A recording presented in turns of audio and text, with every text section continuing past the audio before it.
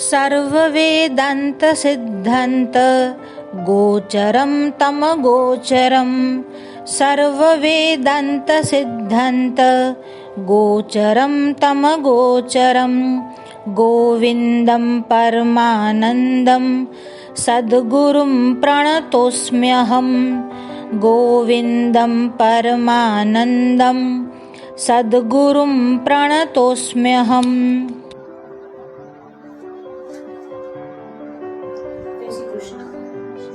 विवेक चूड़ामणि में आप सबका एक बार फिर से स्वागत है। पहले मंगलाचरण करके आगे के विषय का अनुसंधान करते हैं।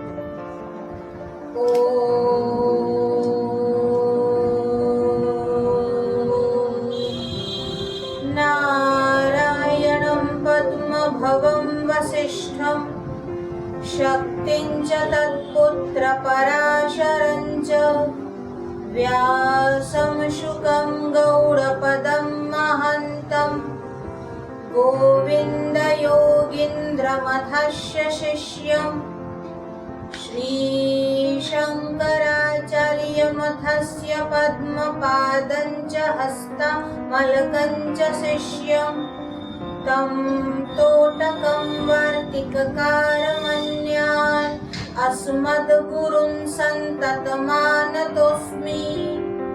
शङ्करं शङ्कराचार्यं केशवं बादरायणं, सूत्रभाष्यकृतौ वन्दे भगवन्तौ पुनः पुनः। श्रुतिस्मृतिपुराणानाम् आलयं करुणालयं, नमामि भगवत्पादं शङ्करं लोकशङ्करं। वसुदेवसुतं देवं कंसचाणूरमर्दनं, देवकी परमानन्दं कृष्णं वन्दे जगद्गुरुं। गुरुर्ब्रह्मा गुरुर्विष्णु गुरुर्देवो महेश्वर, गुरुः साक्षात् परं ब्रह्म तस्मै श्री गुरवे नमः। नमोऽस्तु ते व्यासविशालबुद्धे, फुल्लारविन्दायत पत्रनेत्र, येन त्वया भारततैलपूर्ण प्रज्वालितो ज्ञानमयप्रदीप। अचतुर्वदनो ब्रह्मा द्विबाहुरपरो हरिः, अभाललोचनः शम्भुर्भगवान् बादरायण। तो आज एक बार फिर से फेसबुक के माध्यम से आप सभी से जुड़ रहे हैं। विवेक चूड़ामणि की चर्चा करने का प्रयास एक बार कर रहे हैं। आप सभी इसमें हमारे साथ सम्मिलित हो जाइए। हमने 2 श्लोकों को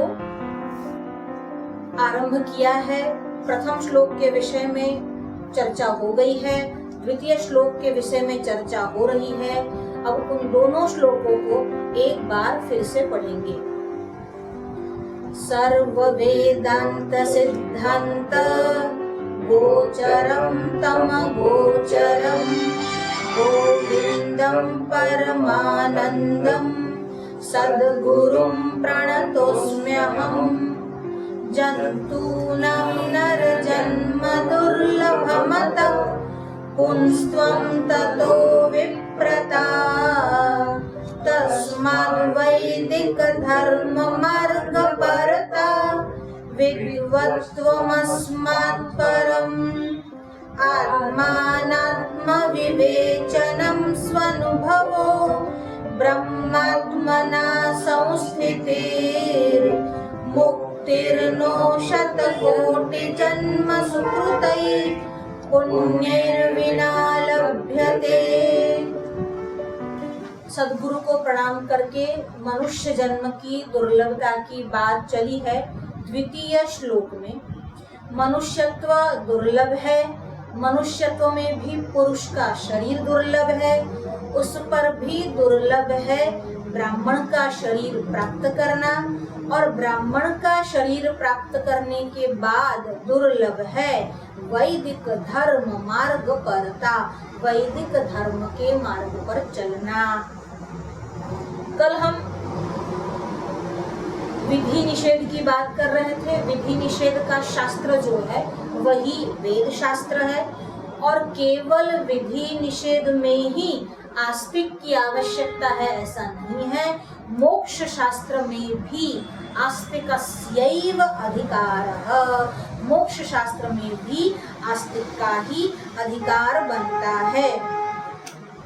हम लोगों ने कल बृहदारण्यक उपनिषद के आत्मा का ही दर्शन करना है, चिंतन करना है, श्रोतव्यो द्रष्टव्यो निधिध्यासितव्य, इस विषय पर भी चर्चा करके यह हुआ था प्रमाणित कि देह जो है वह आत्मा से भिन्न है, और देह को आत्मा से भिन्न मानने वाला ही आस्तिक है। अब आगे क्या कहते हैं टीकाकार, कथम अन्यथा लोक प्रसिद्धम सुख दुखादि वैचित्रम उपपद्यते। कल हमने इस बात पर विषय को छोड़ा था और विराम लिया था कि भगवान में, परमात्मा में, ईश्वर में वैषम्य नैर्घृण्य दोष है कि नहीं है। और कोई लोग ऐसा आक्षेप करते हैं कि भगवान में ये दोष है। तो पहले तो हम आपको ये बताते हैं कि वैषम्य और नैर्घृण्य यह दोष क्या है। वैषम्य यानी विषमता, एक को बड़ा एक को छोटा, एक काला एक गोरा, एक अच्छा एक बुरा, एक लंबा एक नाटा, ये जो है वह विषमता है। और नैर्घृण्य मतलब किसी के प्रति घृणा का भाव है क्या। तो प्रश्न यह उठता है कि ईश्वर को विषमता करने में क्या लाभ और विषमता से क्या लाभ। ईश्वर को किसी के प्रति घृणा है कि नहीं है। जब ये आक्षेप ईश्वर पर हुआ तब शास्त्रकारों ने कहा ऐसा नहीं है, ईश्वर किसी भी पक्षपात से काम नहीं करते, क्योंकि ईश्वर जो है वह कर्म सापेक्ष है। सापेक्ष यानी उस पर आधारित है। अगर किसी फैक्ट्री में कोई मैनेजर है तो वो एक आदमी को जो 2 घंटा काम करता है उसको 5,000 देता है, जो 4 घंटा काम करता है उसको 10 देता है, और 8 घंटा काम करने वाले को 25,000 रुपये देता है। तो क्या वह मैनेजर पक्षपाती है। मैनेजर करता क्या है, कर्म के हिसाब से उसको सैलरी या तनख्वाह देता है। तो इसमें पक्षपात की बात नहीं है, उसके अपने ही कर्म, जैसा उसने काम किया है अच्छा या बुरा, उस कर्म के हिसाब से ही वह जो है मैनेजर उसको फल देता है।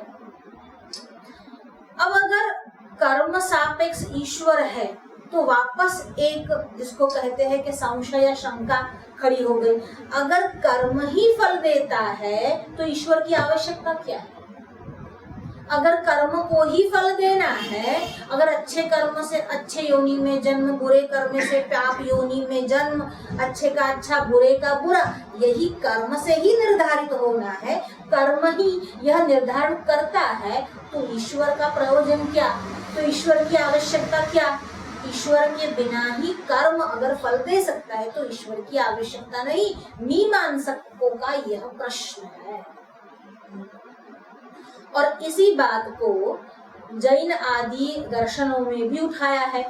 जैन भी ईश्वर में विश्वास नहीं करते, हालांकि वह यह बोलते हैं अभी कि महावीर भगवान, नेमिनाथ भगवान, आदिनाथ भगवान, पर वस्तुतः जो जैन दर्शन है वह ईश्वर में विश्वास नहीं करता।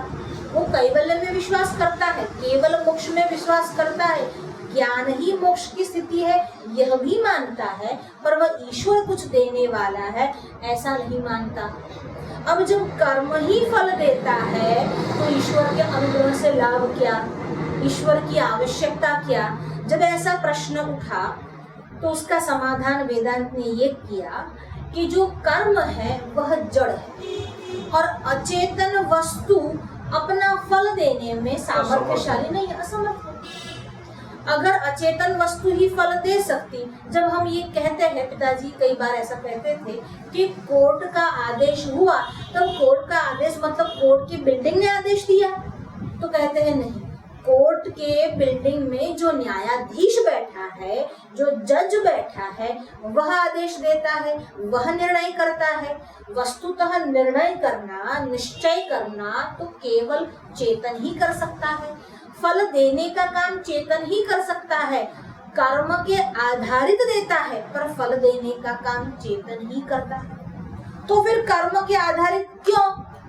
तो कहते हैं बिना कर्म के आधार से कर दिया तो भगवान पर वैषम्य नैर्घृण्य दोष लग जाएगा कि भगवान भी ऐसे पक्षपाती है, किसी को अच्छा, किसी को बुरा, किसी को भला, किसी को बुरा, ऐसा अलग अलग फल देते हैं, मनचाहा फल देते हैं, तो वो मनचाहा हो जाएगा। तो भगवान के प्रति आपकी बात कि वह भगवान, वह परमात्मा जो आप्त काम है, ईश्वर जो आप्त काम है, वह सिद्ध नहीं होगी। इसीलिए ईश्वर पर यह दोष लगाना निरर्थक है। ईश्वर में यह दोष नहीं है, ना तो वह विषमता रखता है, ना ही किसी से गुनाह करता है। भगवान में किसी के प्रति ज्यादा दया ऐसा नहीं है। भगवान बराबर, जिसको कहते हैं तटस्थ रहकर ही निर्णय देते हैं, इसीलिए भगवान पर यह दोष नहीं लागू पड़ता। इस विषय की चर्चा विशेष रूप से ब्रह्म सूत्र के द्वितीय पाद के पहले अध्याय के 36वें सूत्र में 2:1-36 जो सूत्र है, उपपद्यते उपलभ्यते च, उसमें विशेष रूप से ये चर्चा हुई है कि वैषम्य नैर्घृण्य दोष है कि नहीं है तो क्या है, उसका समाधान क्या है। इसीलिए जैनिज्म की यह बात कि कर्म जो है उसके आधारित है, कर्म जो है उसके आधार ही फल मिलता है, ईश्वर की आवश्यकता नहीं है, इस बात का वेदांत तो भी खंडन करता है कि ईश्वर की आवश्यकता है। अचेतन होने पर कर्म फल लेने का सामर्थ्य वह नहीं रखता। एक अच्छा जोक आजकल घूम रहा है व्हाट्सएप में। एक डॉक्टर पेशेंट डॉक्टर के पास जाता है और पूछता है, डॉक्टर ये आपके पीछे जो डिग्री लगाते हो MD, ये क्यों लगाते हो? तो डॉक्टर कहता है अगर कोई ठीक हो जाए तो अच्छा, नहीं तो मिच्छा में दुखड़ा। नहीं तो माफ कर देना, मुझसे गलती हो गई। ठीक है, ये हंसने की बात है। वस्तुतः किसी दर्शन का विरोध नहीं है। हमारे यहाँ 2 प्रकार के दर्शन हैं। कौन कौन से 2 प्रकार के दर्शन? एक जिसको हम आस्तिक दर्शन कहते हैं और दूसरा जिसको नास्तिक दर्शन कहा जाता है। अब आस्तिक, हमने आस्तिक की व्याख्या देखी। यहाँ पर आस्तिक में एक और भी जोड़ा जाता है जो आगे आएगा टीका में, कि जो शास्त्रों में विश्वास रखता है, जो वेदों में विश्वास रखता है, और नास्तिको वेद निंदक, वेद की निंदा करने वाला नास्तिक है। वेद के नहीं मानने वाला नहीं, वेद की निंदा करने वाला नास्तिक है। तो जिन 2 संप्रदायों ने, जिन 2 दर्शनों ने वेदों की निंदा की और वेद प्रतिपादित जो यज्ञ है उसका विरोध किया, उसमें बुद्ध भी है और जैन भी है। पर हम उसको भारतीय दर्शन तो मानते ही है, क्योंकि भारत में ही उसका उद्गम हुआ। इसीलिए जैन और बौद्ध दोनों हिंदू तो है ही, चाहे वो सनातनी न भी हो, चाहे वो वैदिक परंपरा वाले न भी हो, वेद को मानने वाले न भी हो, पर वो हिंदू तो है ही। क्यों हिंदू है? ओमकार मूल मंत्राढ्यः, वह भी ओमकार में विश्वास रखते हैं। ओम नमो अरिहंताणम, उनका मंत्र भी ओमकार से आरंभ होता है।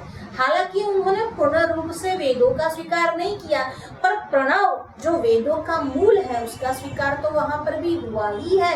इसीलिए माधवाचार्य जी जो शास्त्रार्थ महारथी कहे जाते थे, उन्होंने ये व्याख्या दी है कि हिंदू कौन है। तो कहते हैं ओमकार मूल मंत्राढ्य, जिन्होंने ओमकार का स्वीकार मूल मंत्र के रूप में किया है। इसीलिए उसके अंतर्गत जैन हिंदू है, बौद्ध हिंदू है, सिख हिंदू है, आर्य समाजी हिंदू तो है ही, और सनातनी वो तो हिंदू है ही। इसीलिए ये लोग वेदों को न मानते हुए भी हिंदू तो है ही। फिर दूसरी बात कही, जो गौ को पूज्य मानते हैं, जो गाय को पूज्य मानते हैं वह भी हिंदू है। और भारत गुरु, जो भारत को गुरु मानते हैं, यानी उनके गुरु या उनके संप्रदाय को चलाने वाले भारत में आविर्भूत हुए हैं। जैसे जैन संप्रदाय को चलाने वाले महावीर स्वामी लीजिए, चाहे आदिनाथ लीजिए, सबके सब भारत में अवतीर्ण हुए। वैसे ही बुद्ध को चलाने वाले गौतम बुद्ध भी, बुद्धिज्म को चलाने वाले भी भारत में ही अवतीर्ण हुए हैं। तो बौद्ध और जैन दोनों हिंदू तो है ही, और सिख संप्रदाय के 10 के 10 गुरु, अरे उनका तो जन्म ही गोरक्षा के लिए हुआ है, ऐसा कहे तो चलेगा। गोरक्षा करते करते तेज बहादुर ने अपने प्राण दिए, जो सिखों के गुरु कहे जाते हैं। और चाहे वो नानक हो, चाहे वो गोविंद सिंह हो, गुरु गोविंद सिंह, सभी ने राम को माना है, सभी ने गायों के प्रति अपनी निष्ठा को जताया है और सनातन धर्म की रक्षा के लिए अपने प्राण तक न्योछावर किए हैं। इसलिए वे भी हिंदू है। अब रहे आर्य समाजी, तो वेदों को मानते हैं, ओंकार को मानते हैं, गायों की उनकी भी गायों में तो निष्ठा है ही। उनका भी जो जन्म हुआ, दयानंद का जन्म भारत में हुआ, भारत में क्या, गुजरात में हुआ, और संप्रदाय भी यहीं से आरंभ हुआ। इसलिए भारत गुरु तो वो भी है, मतलब उनके गुरु जो है वह भारत में हुए हैं और भारत को वो गुरु मानते हैं। चौथी बात कि वो लोग सभी पुनर्जन्म में विश्वास रखते हैं। चाहे वो जैन हो तो भी पूर्व जन्म का स्वीकार करते हैं, बौद्ध हो तो भी करते हैं। जैनों की कई कथाएं आई है, बुद्धों को भी, भगवान बुद्ध की भी पुनर्जन्म की कथाएं आई है। सिख भी, मतलब नानक देव भी पुनर्जन्म में विश्वास करते हैं। आर्य समाजी भी करते हैं, और हिंदू तो हम लोग तो सनातनी तो करते ही हैं। ये सब कारणवश ये सब हिंदू ही है। हम बात कर रहे थे नास्तिक और आस्तिक की। तो नास्तिको वेद निंदक, वेद की निंदा करने वाले नास्तिक है। अब उन नास्तिकों में एक है बुद्धिज्म, दूसरा है जैनिज्म। अभी दोनों ने वेदों की निंदा की है। भारतीय दर्शन है पर वेदों की निंदा के वश दोनों नास्तिक है, ईश्वर के अस्तित्व का स्वीकार नहीं करते हैं मूल रूप से। और तीसरे, जिसको हम चारवाक कहते हैं, लोकायत संप्रदाय भी जिसको कहते हैं, बारहस्पत्य दर्शन भी जिसको कहते हैं, ऐसे चारवाक भी नास्तिक है। चारु चारु वदती, जो अच्छा अच्छा बोलते हैं उसी को चारवाक कहते हैं। अच्छा अच्छा बोलना, कैसा अच्छा अच्छा बोलना, ऋणं कृत्वा घृतं पिबेत्, भस्मीभूतस्य देहस्य पुनरागमन किम। एक बार यह शरीर भस्मीभूत हो गया, फिर आना जाना कैसा, मतलब देह को ही आत्मा मानते हैं चारवाक, तभी तो पुनर्जन्म में विश्वास नहीं करते और कहते भस्मीभूतस्य देहस्य पुनरागमन किम। यावत जीवे सुखम जीवे, जब तक जियो चैन से जियो, सुख से जियो। ऋणं कृत्वा घृतं पिबेत्, कर्जा लेकर भी घी पियो, क्योंकि मरने के बाद कर्जा लेने वाला पीछे नहीं आने वाला।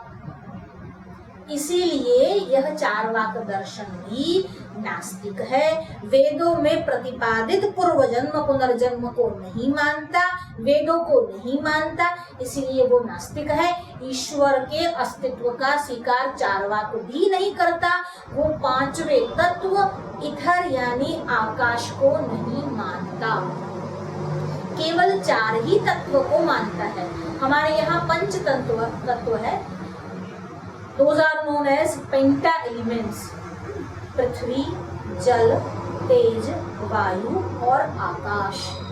उसमें से आकाश तत्व को चारवाक नहीं मानता। आकाश तत्व को कई और, जिसको हम धर्म, हम अपनी भाषा में धर्म नहीं कहते, पर मजहब, कल्ट जो है वो भी आकाश तत्व को नहीं मानते। अभी हम सभी मजहब की बात नहीं करते, पर आकाश तत्व को नहीं मानते। अगर आकाश को नहीं मानते तो शब्द कैसे सुनेंगे? You can hear me because there is a space between you and me. शब्द गुणमाकाशः, आकाश का गुण ही शब्द है। अगर आकाश नहीं है, वॉइड नहीं है, स्पेस नहीं है, तो किसी वस्तु का आधान भी वहां पर नहीं होगा। एक बॉटल में आकाश है तभी उसमें हम लिक्विड दूध भर सकते हैं। अगर कुछ आकाश है ही नहीं, एम्प्टीनेस है ही नहीं, तो वहां भरेंगे कैसे? शरीर में भी कई स्थान जो है वह आकाश तत्व वाले हैं, वॉइड है, तभी तो उसमें से रुधिर जो है वह प्रसरण होता है। अगर आकाश होता ही नहीं तो ये प्रसरण कैसे होता? हम बात कर रहे थे आस्तिक दर्शन की और नास्तिक दर्शन की। आस्तिक दर्शन में 6 दर्शन है और वह 6 के 6 दर्शन वेदों में विश्वास रखते हैं। उनके अपने अलग अलग सिद्धांत हैं और सभी सिद्धांत वैदिक सिद्धांत के रूप से ही प्रचलित है, क्योंकि वेदों में कहीं न कहीं उस सिद्धांत को माना गया है।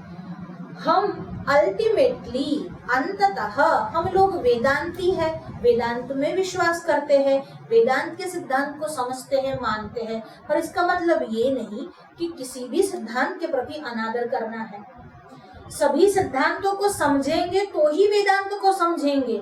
अगर हम जानेंगे ही नहीं कि ये सिद्धांत में क्या है, तो उसके दोष की पूर्ति के लिए हम वेदांत कैसे पढ़ेंगे? हमारे पास और सभी दर्शन की अपने अपने सिद्धांत और अपने अपने आर्ग्यूमेंट्स हैं कि इस आधार से वो अपने, ऐसा नहीं है इलॉजिकली कोई भी सिद्धांत को किसी ने भी स्थापित कर दिया। सबके अपने प्रिंसिपल्स है, डिसिप्लाइंस है, उसके आधार पर वो सिद्धांत स्थापित है। तो सबसे पहला जो है वह है सांख्य सिद्धांत, और सांख्य के जो स्थापित करने वाले हैं वो है कपिल मुनि, says Kapil, who has given Sankhya Darshan. Number 2 योग दर्शन।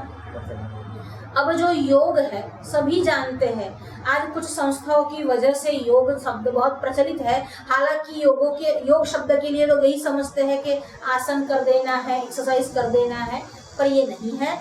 आसन और एक्सरसाइज उसका एक अंग है, पूरा योग नहीं।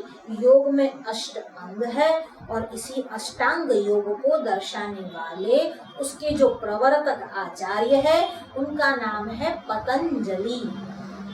आजकल हम पतंजलि कहेंगे तो लोग स्टोर समझेंगे, पर ये पतंजलि स्टोर का नाम जिनसे पड़ा वह पतंजलि योग को देने वाले हैं, और न केवल योग को देने वाले हैं। पतंजलि मुनि की महत्ता आपको क्या बताए?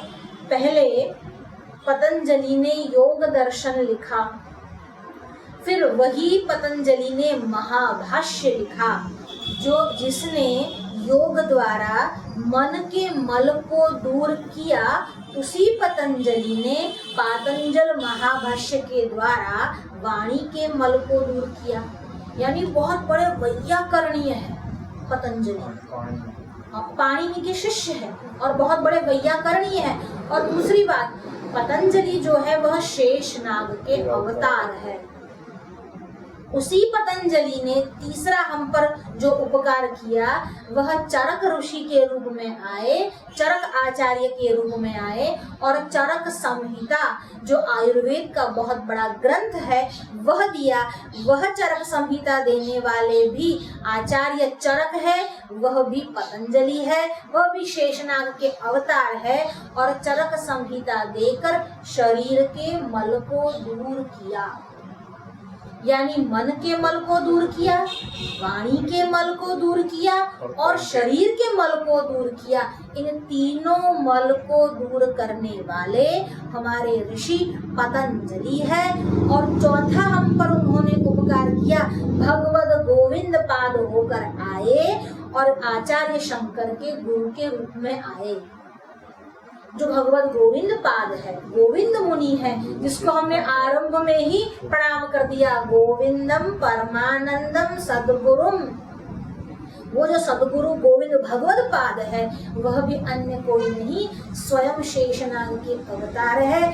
ऐसे भगवान गोविंद पाद को एक बार वापस वंदन करते हैं।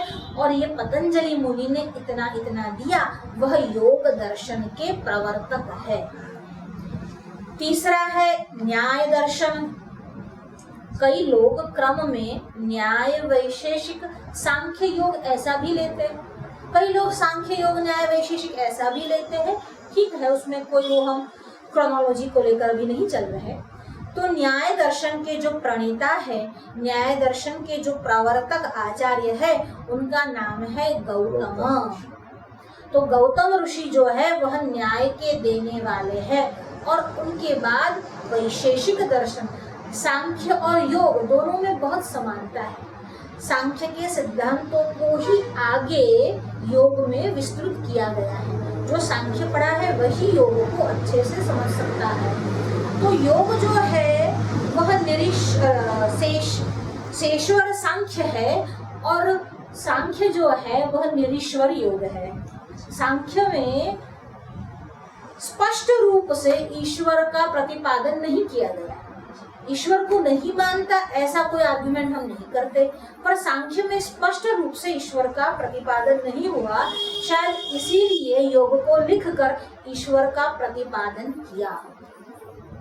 पर सांख्य और योग में दोनों ही स्थानों में ईश्वर जो है वह उपादान कारण नहीं है, वह निमित्त कारण है जगत का। अरे निमित्त कारण भी नहीं है, उपादान कारण भी नहीं है।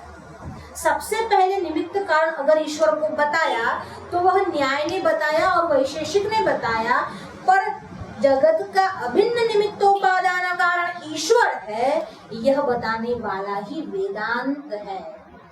जो यह मानते हैं कि जगत का, इस सृष्टि का निमित्त कारण यानी एफिशिएंट कॉज, निमित्त कारण, अगर घड़ा बनाना है तो कुम्हार जो है वह एफिशिएंट कॉज है, और घड़ा बनाना है तो मृत्तिका, माटी जो है वह उपादान कारण यानी मटीरियल कॉज है। तो मटीरियल कॉज और एफिशिएंट कॉज दोनों ही ईश्वर है, यह कहने वाला वेदांत है। जो आचार्य यह मानते हैं सभी के सभी वेदांती है, सभी के सभी वेदांत के आचार्य हैं। कई बार आजकल लोगों में भ्रम इतना फैल जाता है कि कई बार केवल भगवान आद्य शंकराचार्य को ही सनातनी कहते हैं कि सनातन परंपरा वाले तो केवल भगवान आद्य शंकराचार्य है। आद्य शंकराचार्य न होते तो सनातन धर्म की रक्षा, वैदिक धर्म की रक्षा संभव नहीं थी। पर इसका मतलब ये बिल्कुल नहीं कि बाकी के जो वैष्णव आचार्य है वो सनातनी नहीं। अरे सनातनी क्या, वो सभी के सभी वेदांती है। क्यों वेदांती है? क्योंकि वह भी यह मानते हैं कि जगत का जो कारण है, उपादान कारण और निमित्त कारण दोनों ही ब्रह्म है। भगवान ने बनाया और भगवान ही बने। जब हमको घड़ा बनाना होता है तो कुम्हार और मिट्टी दोनों अलग चीजें हैं। हम कुम्हार जो है वह मिट्टी को लेकर आता है, चाक, मिट्टी को उसमें पानी डालता है, चाक पर रखता है, घड़े का निर्माण करता है। तो इस हिसाब से देखें तो जो घड़ा बनाने वाला है वो घड़े से भिन्न है। घड़ा खुद नहीं बनता, घड़ा बनाने वाला घड़े से भिन्न है। पर वेदांत क्या कहता है? यथोर्णनाभि सृजते भुन्नते च। जैसे उर्णनाभि यानी स्पाइडर, जेने આપણે ગુજરાતીમાં કહીએ કરોળિયો, करोड़िया जो है, स्पाइडर जो है, उर्णनाभि जो है, वह जाल खुद बुनता है पर लार निकालता है अपने मुख में से ही। सामग्री लेने के लिए वह बाहर नहीं जाता। निमित्त कारण भी स्पाइडर है और उपादान कारण भी स्पाइडर है। यथोर्णनाभि सृजते घुन्नते च यथा पृथिव्याम औषधयः संभवन्ति। पृथिव्याम यानी पृथ्वी से, औषधम, औषधानी जो है, औषध जो है वो पृथ्वी में से ही निर्माण होते हैं। अब वह बीज डालने कोई जाता ही नहीं, वो पृथ्वी में से ही निर्माण हो जाते हैं। अगर खेतों में जोतना है तो हमको अन्न डालना पड़ता है, पर हिमालय पर जो औषधि है वो कौन बीज डालने गया? यथा पृथिव्याम औषधयः संभवन्ति। ऐसे ही यथा सत्पुरुषात् केशलोमानि, हमारे शरीर पर बाल है और रोम जो है वो अपने आप ही प्रकट हो जाते हैं, उसका निमित्त कारण भी हम हैं और उपादान कारण भी हम ही है। यथा सत, अच्छा डेड बॉडी में ऐसा होता है? नहीं होता, सत्पुरुष में ही होता है, जो जीवित है उसी में ये होता है। यथा सत्पुरुषात् केशलोमानि तथाक्षरात् संभवति विश्वम, ऐसे ही अक्षर ऐसे परमात्मा में से ये विश्व जो है वह निर्माण हुआ। यह जो समझता है, यह जो मानता है कि जगत का निमित्त कारण भी ब्रह्म है और उपादान कारण भी ब्रह्म है, वह वेदांत है। और यथोर्णना भी, यह भी वेदांत यानी उपनिषद का मंत्र है। वेदांत यानी जो उपादान कारण और निमित्त कारण ईश्वर को माने। तो हम बात कर रहे थे आस्तिक दर्शन की। आस्तिक दर्शन में हम बता रहे थे कि सांख्य, योग, न्याय, वैशेषिक। न्याय जो है वह भगवान को, ईश्वर को निमित्त कारण तो मानता है पर उपादान कारण नहीं मानता। न्याय का कहना है कि जगत जो है, जो जगत की रचना हुई है वह ईश्वर में से नहीं हुई है, उस अणु में से, परमाणु में से रचना हुई है। बनाने वाला ईश्वर है, कर्ता का स्वीकार न्याय दर्शन करता है, पर जिससे बनता है वह उपादान ईश्वर को नहीं मानता। वैशेषिक भी यही बात दोहराता है। अणु आया कहाँ से? जैसे ईश्वर अनादि है वैसे अणु भी अनादि है। वो द्वैत में विश्वास करते हैं, हम अद्वैतवादी हैं क्योंकि हम एक ही अनादि में विश्वास करते हैं कि ब्रह्म के अलावा कुछ अनादि है ही नहीं। पर ये दो अनादि में विश्वास करते हैं, अणु भी अनादि है और ब्रह्म भी अनादि है। सांख्य वाले जो है प्रकृति को ही कारण मानते हैं, सब सृष्टि की रचना को मानते हैं, सब प्रकृति में से ही जो उत्पत्ति है उसका भी स्वीकार करते हैं, पर मूल कारण में भिन्नता है, इसीलिए सिद्धांत में भिन्नता है। कोई कहता है ईश्वर कारण है, कोई कहता है जड़ ऐसी प्रकृति कारण है, कोई कहता है कि जड़ ऐसे अणु कारण है। और उसमें से जो सत कार्यवाद है, यानी सत ऐसी प्रकृति में से सत ऐसा जगत निर्माण हुआ, वो सांख्य का सिद्धांत है। ये थोड़ा कठिन है, पूरा ये दर्शन का चल रहा है। 2-4 बार हम जब उसको लेंगे तो धीरे धीरे वो क्लियर हो जाएगा कि सत ऐसी प्रकृति में से सत ऐसा जगत निर्माण हुआ, यह सत कार्यवाद सिद्धांत है और यह सिद्धांत सांख्य का है। असत ऐसे अणु में से जगत का निर्माण हुआ, असत ख्याति जो है वह सिद्धांत है न्याय का। एक सत कार्यवाद है, एक असत कार्यवाद है। और हमारा क्या वाद है? हम कहते हैं सत असत, कैसे उसको ही कहते हैं विवर्त। कैसे? परमात्मा सत्य पर निर्मित जगत असत। उससे भी सूक्ष्म रूप से कहा शंकराचार्य ने कि जगत मिथ्या। जगत जो है वह परमात्मा का ट्रांसफॉर्मेशन नहीं है। सांख्य कहता है कि जड़ जो है, मतलब जो सत है तो उत्पत्ति भी सत की ही करेगा, सत में से असत निर्माण नहीं होता। न्याय कहता है नहीं, असत में से निर्माण हुआ है। और वेदांत कहता है कि नहीं, निर्माण हुआ है यही तो ब्रह्म है, विवर्त है।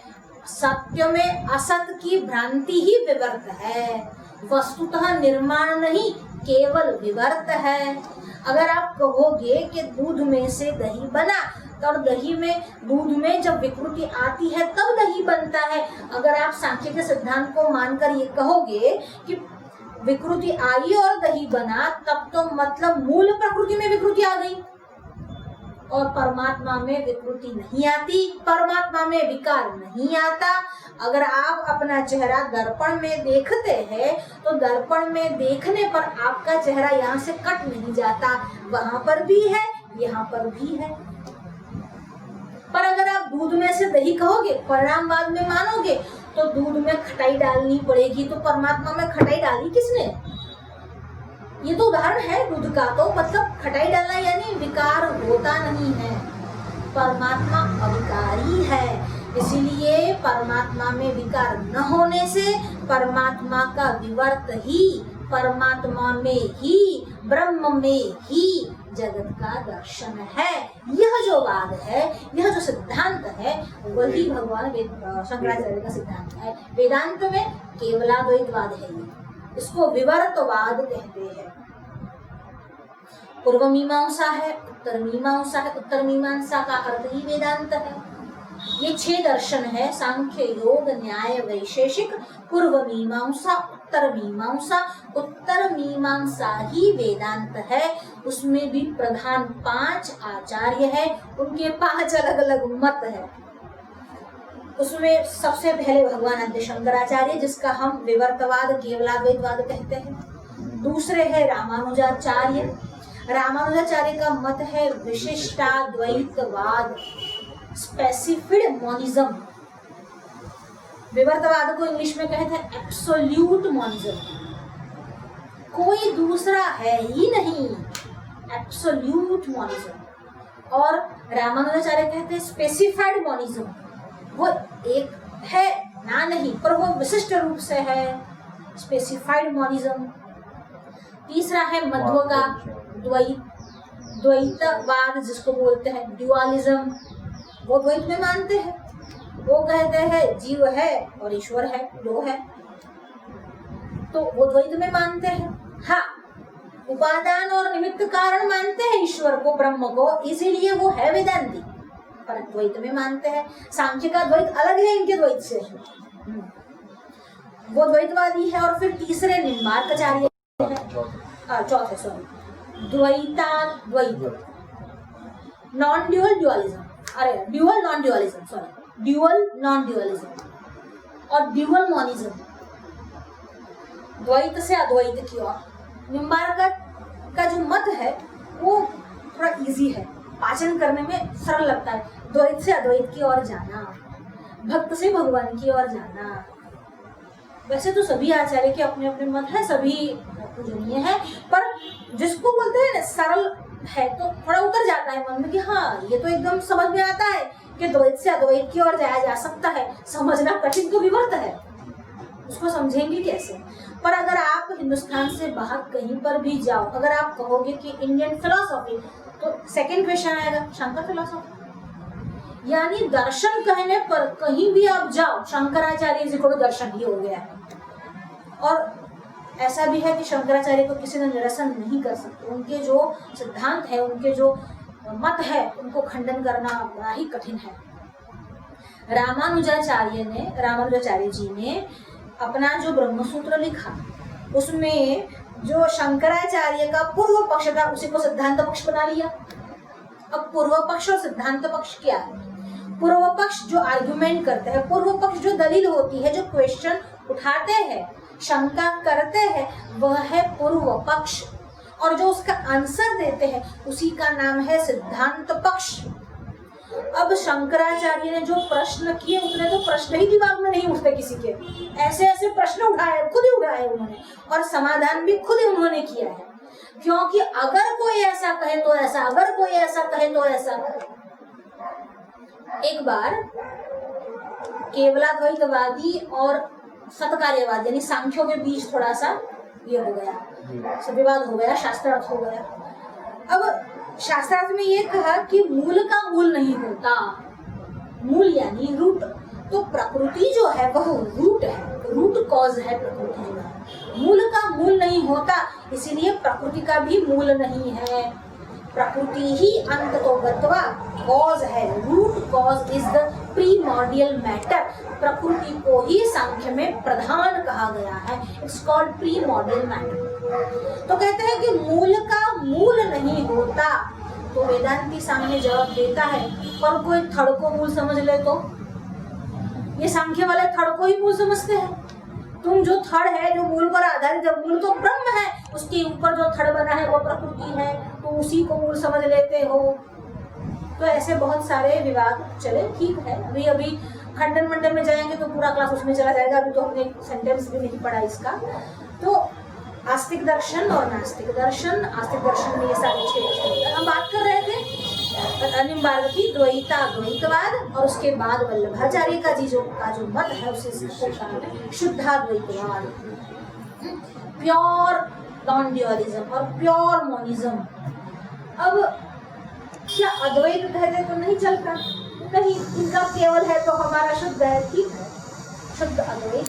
क्योंकि वल्लभाचार्य जी का, आचार्य जी का ये मत है, महाप्रभु जी का, कि इसमें माया नहीं, यानी जो विवर्तवाद है उसमें है कि माया का आश्रय लेकर ब्रह्म जो है वह जगत की उत्पत्ति करता है, सृष्टि की उत्पत्ति करता है। वल्लभाचार्य जी का यह मानना है कि माया का प्रवेश नहीं, ये तो माया के पति है, माया का प्रवेश नहीं है, इसमें माया का आश्रय नहीं लेते हैं। अमायिकम माया रहितम ब्रह्म। तो कहा कि अगर ऐसा है तो भागवत जी के 10वें स्कंद के रास पंचाध्याय के गोपी गीत के पूर्व जो भगवान की बात आई है कि योग माया मुपश्रिता भगवान पिता रात्रि शरदोत्फुल्ल मल्लिका, भगवान ने भी उस रात्रि को शरदोत्फुल्ल मल्लिका, जब शरद ऋतु थी और पूर्णिमा का चंद्र बना हुआ था, योग माया मुपश्रिता, योग माया का आश्रय करके रास खेला। अब जब योग माया को नहीं मानोगे तो योग माया मुपश्रिता, जो आपके ही भागवत, जो आपका ही प्रस्थान चतुर्थी है, उस भागवत के इस श्लोक का अर्थ कैसे बताओगे? ठीक है, हमारा कोई सामर्थ्य नहीं कि उनके दोष गिनवाए या बात करें, पर जब शास्त्रार्थ का विषय है, विवाद चल रहा है तो करते हैं। बाकी जब अधर्म मधुरम लिखते हैं तो भगवान श्री कृष्ण का दर्शन करके ही महाप्रभु जी ने लिखा होगा, उसमें कोई आशंका नहीं, भक्ति के वे आचार्य है। पर बात चलती है कि जब योग माया का आश्रय ही नहीं लेना है तो इस श्लोक का अनुवाद समझाओगे कैसे? भागवत जी ही कहता है योग माया मुपश्रिता, माया का आश्रय लेकर भगवान जो है यह क्रीड़ा करता है। रास पंचाध्याय भी बहुत सुंदर विषय है। देखिए, विवेक चूड़ामणि वेदांत का विषय है, पर वेदांत होने से थोड़ी शुष्कता कहीं कहीं आ जाती है, ड्राइनेस आ जाता है। पर रास पंचाध्याय में तो इतना रस है, क्योंकि श्री कृष्ण रसो वैसा, श्री कृष्ण का विषय चला है। तो कभी अगर ईश्वर की इच्छा हो, श्री कृष्ण की इच्छा हुई तो रास पंचाध्याय को बताएंगे, और वो भी ऋषिकेश में बताएंगे, गंगा जी के किनारे, ऐसी मन की इच्छा है। ठीक है, आगे न कर्म तदुक्तम वैषम्य नैर्घृण्य न सापेक्षत्वात् तथा ही दर्शयति। तो ईश्वर में वैषम्य नैर्घृण्य दोष नहीं, क्योंकि कर्म के अधीन होकर अपनी स्वेच्छा से कोई वो फल नहीं देता है। और तो ये कर्म कब से चले आ रहे हैं? जब पहली बार सृष्टि की रचना की तब किसी को राक्षस बनाया, किसी को देव बनाया, ऐसा क्यों किया? वहां तो पक्षपात किया ही होगा। तो कहते हैं वहां पर भी पक्षपात नहीं किया, क्योंकि सृष्टि की रचना पहली बार हुई, ऐसा कोई नहीं कह सकता। उसको कहते हैं कौमुतिक न्याय, बीजांकुर न्याय। बीज पहले कि अंकुर पहले? अगर अंकुर नहीं है तो बीज आया कहां से? और अगर बीज पहले तो अंकुर बिना बीज कहां से आया? मर्गी पहला कि हिंदू पहला? इसका कोई आंसर नहीं है। इसीलिए जो सृष्टि का आरंभ बताया उसमें ये कहा कि जो जो अनादि वस्तुएं है उसमें सृष्टि भी अनादि है, जगत भी अनादि है। अनादि काल से परंपरा चली आ रही है, इसलिए अनादि काल के परंपरागत जो कर्म के फल है उससे आधारित ईश्वर ने अच्छे बुरे कर्मों के आधारित आपको उन योनियों में जन्म दिया। इसीलिए ईश्वर पर यह दोष लगाना बिल्कुल ही सही नहीं, सच बात नहीं। धर्म भूतः तदुक्तम वैषम्य नैर्घृण्ये न सापेक्षत्वात् तथा ही दर्शयति न कर्म विभागाद् इति चेत् नादित्वाद् उपपद्यते चोप्युपलभ्यते च। ये जो सूत्र है 2:1:36 उसमें इस विषय में बहुत विस्तार से वर्णन किया है। अगर कोई ब्रह्म सूत्र पढ़ता हो तो देख सकता है। इति सूत्रैः ईश्वरस्य कर्म सापेक्षत्वं संसारस्य अनादित्वं च।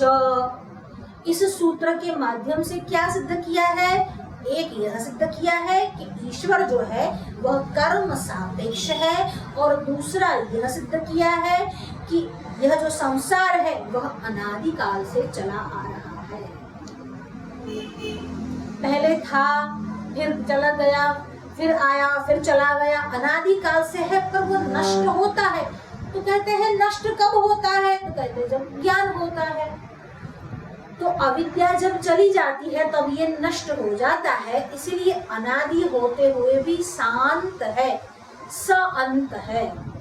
अनादि है पर अनंत नहीं है। ब्रह्म जो है अनादि भी है और अनंत भी है, पर जो ये संसार है वह अनादि है पर शांत है। ऐसा कैसे हो सकता है? अनादि है तो शांत कैसे हो सकता है? तो कहते हैं कि अगर कोई घड़ा बनाता है, आगे एक और भी आया है प्राग भाव, प्रध्वंसा भाव, अन्योन्य भाव, तो चर्चा आने पर बताएंगे, पर एक दृष्टांत कह देते हैं। मिट्टी में से घड़ा बना, मिट्टी कब से है? अनादिकाल से है। अच्छा, घड़ा बनने से पहले उसका प्राग भाव था? पहले नहीं था, इसलिए उसका प्राग भाव था। अच्छा, घड़ा बनने के बाद वह है, पर घड़ा नष्ट हो गए और वापस मिट्टी बन गई, अब उसका प्रध्वंसा भाव हो गया। विनाश होने के बाद अभाव, न होने के पहले अभाव। जब तक बना नहीं था तो वो प्राग भाव था, और बनने के बाद जब नष्ट हो गया तब प्रध्वंसा भाव हो गया। तो बनने के बाद जब नष्ट हो गया और प्रागभाव होने पर भी उसका प्रध्वंसा भाव तो हुआ ही हुआ, उनका नष्ट होना ही हुआ एक दिन। नष्ट कब हुआ? जब फूट गया। जैसे ही अज्ञान चला गया, इस संसार का नाश हो गया। इसका मतलब ये नहीं कि जो प्रागभाव में हो, प्रागभाव जिसका उसका प्रध्वंसा भाव नहीं होता, हो सकता है। घड़े का प्रागभाव था और प्रध्वंसा भाव भी है। तो इस प्रकार से संसार जो है वह अनादिकाल से है। अनादिकाल संसार में कर्म के आधारित ईश्वर फल देता है, अपनी इच्छा अनुसार नहीं फल देता। मार्कंडेय मुनि कहते हैं कि 7 प्रकल्प हाँ, तो प्रकल्प सृष्टि पूरी, सृष्टि एक पूरी फरी एना पहला अरे फरी फरी सृष्टि शरू થાય। हाँ, फरी એ ક્યાં સુધી? અનાદિકાળ ચાલુ છે વસ્તુ। ગયા વીકમાં મંડે હતો, એના ગયા વીકમાં હતો, એના ગયા વીકમાં હતો, એના ગયા વીકમાં। अच्छा, આ તો 2020 2019 માં હતો, 2018 में था, 2016 में था। कब से था? अनादिकाल से चल रहा है। तो यह जो है संसार अनादिकाल से चलने के बावजूद भी अंत होता है। अविद्या के नष्ट होने पर संसार का नाश होता है, इसीलिए संसार नाशमय है, अनादि होने पर भी अनंत नहीं है। धर्मभूतः संसार एव अनादिश्चेत् तद आश्रयस्य संसारिणो अनादित्वं कौमुदिक न्याय सिद्धम। कौमुदिक न्याय के कितना कितना और अधिक, और कितना, ऐसा इसके पहले हाँ, इसके पहले हाँ, और कितना अधिक, उसका कोई अंत नहीं है। ऐसा जो है उसी को कहते हैं कौमुदिक न्याय। अब यहाँ पर जो न्याय है वह न्याय दर्शन नहीं है, जिसको हम प्रोवर्ब्स कहते हैं, जिसको हम मैक्सिम्स कहते हैं इंग्लिश में, उसी को संस्कृत में कहते हैं न्याय। शाखा चंद्र न्याय। तो शाखा चंद्र न्याय क्या है? आपको कोई शाखा पर बैठा हुआ पक्षी दिखाना है और आप कहोगे देखो वो चंद्र दिख रहा है, हाँ, उसके नीचे जो शाखा है दिख रही है, शाखा यानी ब्रांच, शाखा यानी डाल। तो वो चंद्र दिख रहा है, उसके नीचे जो शाखा है वह दिख रही है, हाँ, उसके राइट साइड में देखो पक्षी बैठा हुआ है। तो चंद्र के माध्यम से उस शाखा का निदर्शन करते हैं। अब वस्तुतः चंद्र के नीचे तो शाखा है ही नहीं, बहुत अंतर है। पर दूर से जब देखते हैं तो चंद्र के नीचे ही शाखा ऐसा लगता है, तो शाखा को बताने के लिए चंद्र को दर्शाते हैं, उसी का नाम है शाखा चंद्र न्याय। ऐसे बहुत सारे न्याय हैं संस्कृत में, न्याय भी एक अलग विषय है। मैक्सिम्स, न्याय दर्शन भी अलग है और मैक्सिम्स भी अलग है।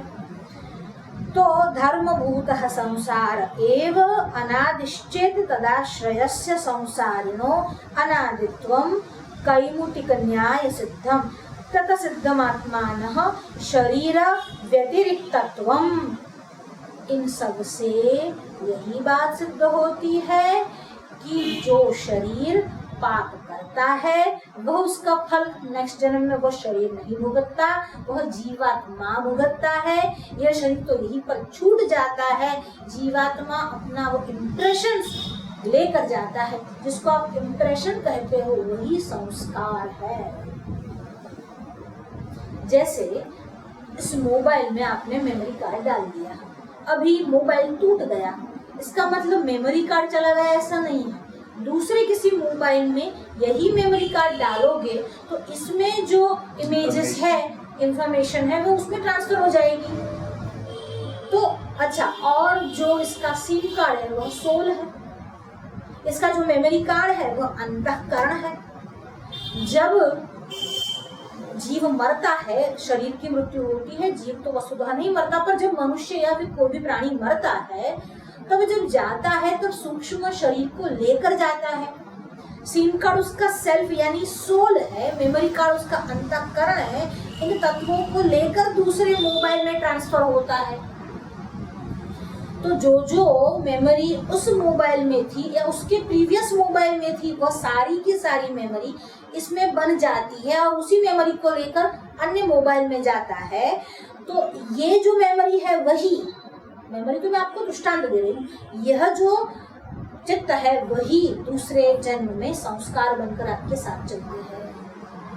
पूर्व जन्म में भी कभी विवेक चूड़ामणि पढ़ा होगा, तब आज उसको पढ़ने का विचार हुआ आप लोगों को। कहीं वो वेदांत पढ़ा होगा तो हमारे साथ बहुत सारे लोग हैं, 500 लोग जुड़े हुए हैं हमारे साथ, पर 500 लोगों को इच्छा नहीं हुई कि हम वेदांत पढ़े। तो क्या कारण है? क्या 500 लोगों के प्रति पंडित जी का व्यवहार अलग था? नहीं था। तो उन लोगों को इच्छा क्यों नहीं हुई? उनके अपने संस्कार, उनकी अपनी रुचि। हंती चित्त का निर्माण जो होता है, चित्त की शुद्धि, वह तपश्चर्या से होती है। अच्छे कर्म से चित्त की शुद्धि होती है। अच्छा कर्म आपको मोक्ष नहीं दिला सकता, पर अच्छा कर्म चित्त की शुद्धि के लिए आवश्यक है। दर्पण पर अगर डस्ट लगी हुई हो तो आपको एक कपड़ा लेकर उसको पोंछ देने का, ये जो क्लीनिंग का काम करते हो वही तपश्चर्या है। तप पाप को जलाता है। कल बहुत अच्छी बात उन्होंने बताई थी, क्या नाम है, रेखा जी ने, कि हमारे वहाँ ऐसा कहते हैं भावनगर में कि તમારે એટલું વાંચવું, એટલા પુસ્તક વાંચવા કે તમારી લાશ બાળી શકે। સરસ સરસ વાત હતી। એટલા પુસ્તક જીવનમાં વાંચવા કે તમારું શવ બાળી શકે। એટલે इतना अभ्यास आप कर लो कि उस अभ्यास से, उस तपश्चर्या से, उस अध्ययन से आपकी चित्त की शुद्धि हो जाए। तो धर्मभूतः संसार एव अनादिश्चेत तदाश्रयस्य संसारिणो अनादित्वम्, यह कौमुदिक न्याय से सिद्ध हो गया। तत्सिद्धम आत्मानः शरीर व्यतिरिक्तत्वम्, शरीर से व्यतिरिक्त ऐसा आत्मा है। शरीर अतिरिक्ता आत्म अस्तित्ववादी आस्तिक्यति, और दूसरा आस्तिक कौन है? शास्त्र व्यवहार निदानम आस्तिक्यम, शास्त्र को जो व्यवहार में लाए, शास्त्र को जो माने, शास्त्र के अनुसार चले, वही आस्तिक है। यानी वेदों को प्रमाणित मानकर वेद अनुसार चले। हर चीज में प्रत्यक्ष प्रमाण हो वो आवश्यक नहीं है। अलग अलग दर्शन में अलग अलग प्रमाणों को माना गया है। जैसे योग में और सांख्य में 3 प्रमाणों को माना गया है, प्रत्यक्ष, अनुमान और शब्द। प्रत्यक्ष प्रमाण सभी जानते हैं। प्रत्यक्ष प्रमाण में किसको आशंका या शंका हो सकती है?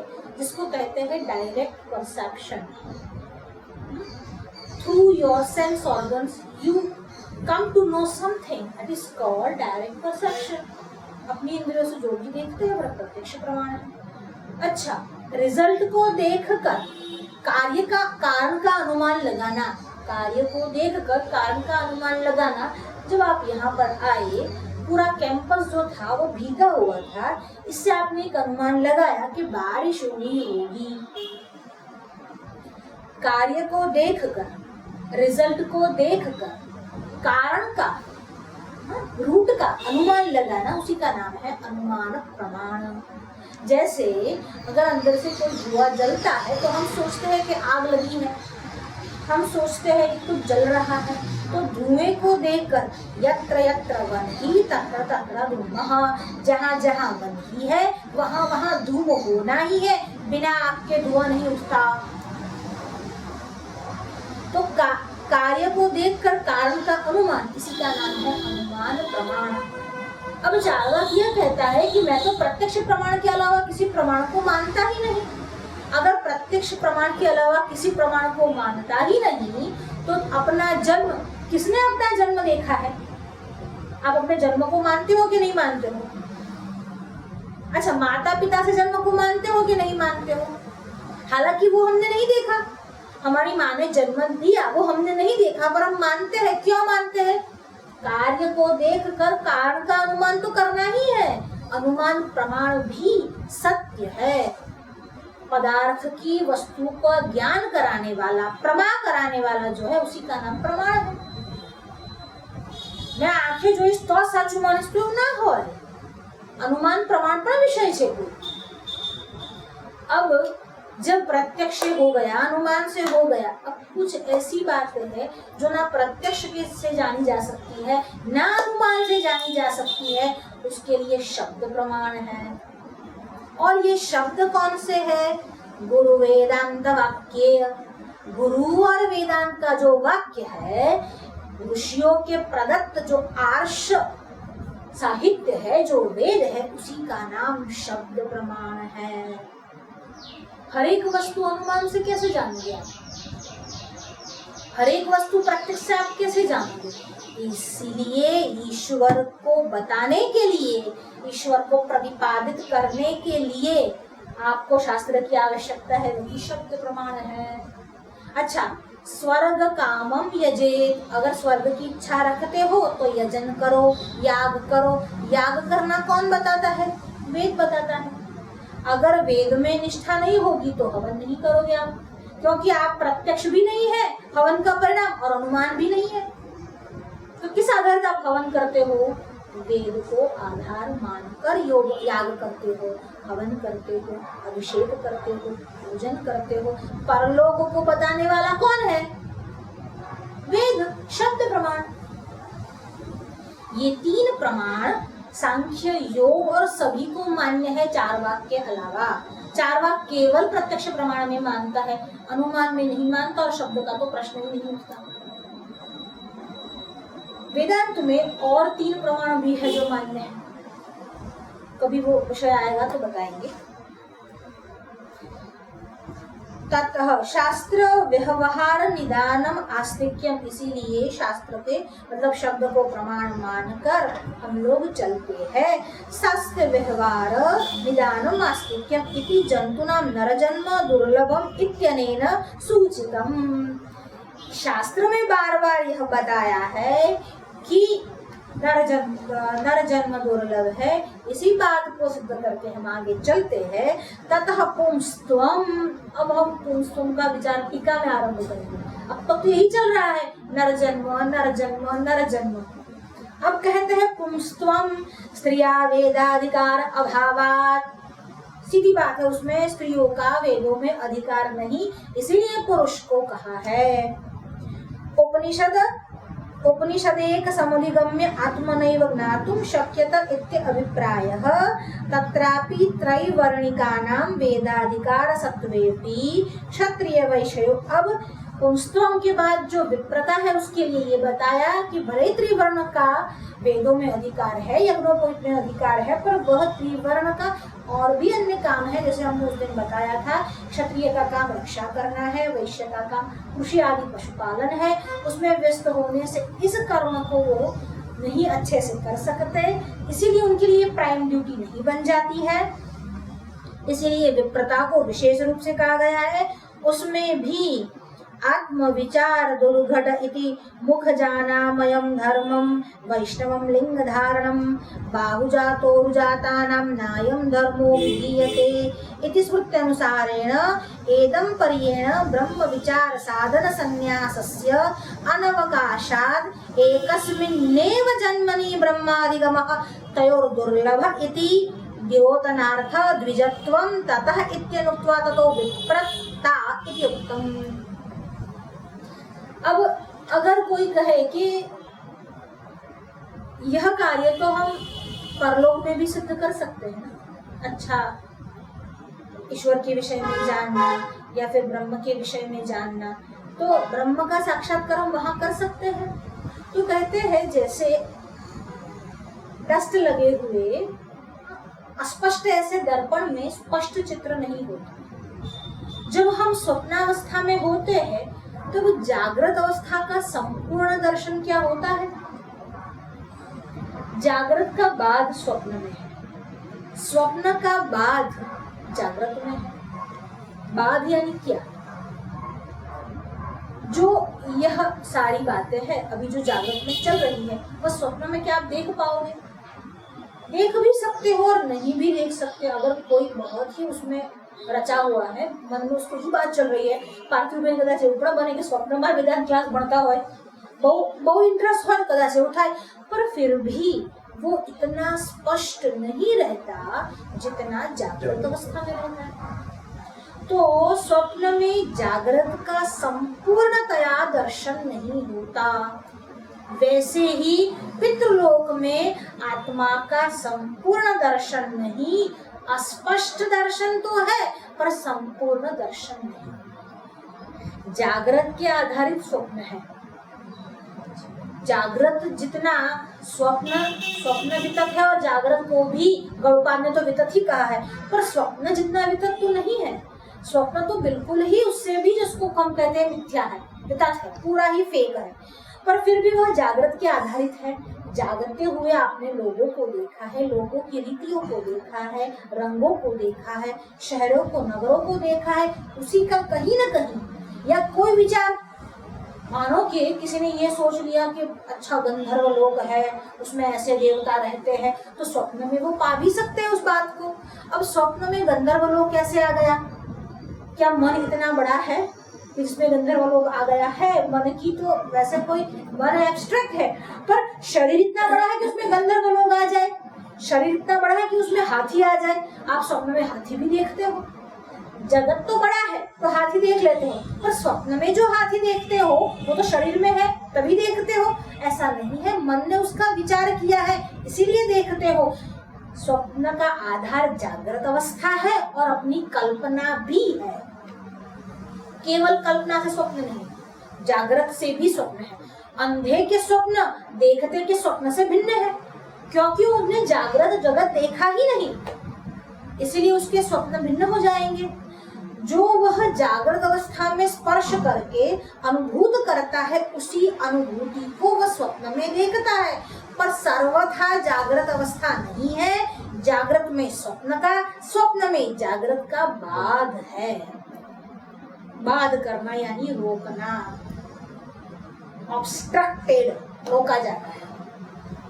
तो ऐसे ही स्वप्नवत, जहाँ सृष्टि स्पष्ट रूप से दर्शन होती है स्वप्न में, ऐसे ही स्वप्नवत पितृलोक में आत्मदर्शन होता है, स्पष्टतया नहीं होता है। अच्छा, गंधर्व लोक में तो कहता है गंधर्व लोक में भी ऐसा ही है, स्पष्टतया नहीं होता है। ब्रह्म लोक में हो सकता है। अब ब्रह्म लोक मिलेगा कि नहीं, गारंटी क्या उसकी? अभी तो बाद की बात है। ये मिलेगा, भविष्य में मिलेगा तो खाऊंगा, तो तब तक क्या भूखा रहेगा? तो जो वर्तमान में प्राप्त है, वर्तमान में क्या प्राप्त है? मनुष्य का शरीर, क्योंकि प्राणी के शरीर से तो यह करने से रहे। तो मनुष्य का शरीर जो प्राप्त है उसी वर्तमान के मनुष्य शरीर से आनंद की प्राप्ति, आत्मा दर्शन हो, ऐसा प्रयत्न करना चाहिए। तभी ये मनुष्य धर्म की, मनुष्यत्व की साफल्य है, सार्थकता है। तो यहीं पर हम लोग आज विराम लेते हैं, आगे इसका अनुसंधान कल करेंगे। अगर किसी को कोई प्रश्न हो तो।